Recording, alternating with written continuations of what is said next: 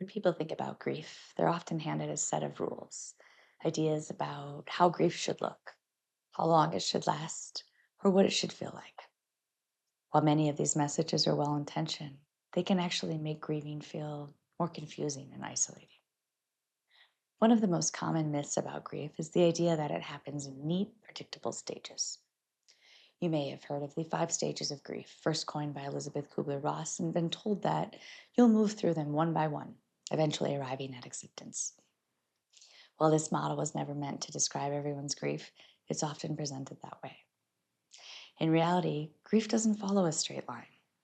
You might feel deep sadness one day, moments of peace the next, and then find yourself right back in the pain again. That doesn't mean you're doing grief wrong. It means you're human. Grief is fluid, it's personal, and it's often cyclical, not something to be completed or checked off a list. Another common myth is that grief has a timeline. Society often sends a message that after a certain amount of time, you should be over it or back to normal. But grief doesn't run on a schedule. There's no expiration date for missing someone, for grieving what was lost, or for feeling changed by an experience. Healing doesn't mean forgetting, it means learning how to carry the loss in a way that allows life to continue. There's also a belief that grief is only about death. And while death is a profound loss, grief can show up after many life changes: divorce, illness, infertility, job loss, estrangement, or shifts in identity and roles. If something mattered to you and it changed or ended, your grief is real and valid. Another myth is that being strong means not feeling your grief.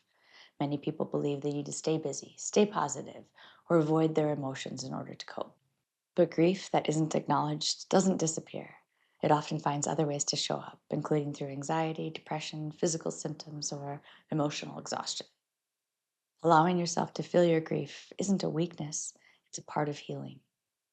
Finally, there's the idea that grief is something you need to go through alone.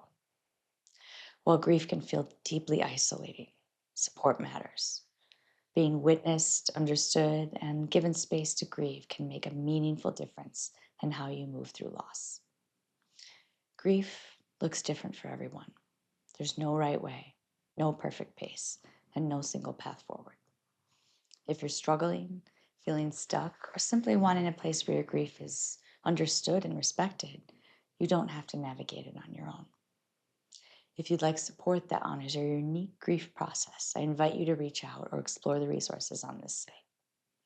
You deserve compassion, patience, and care as you move through this.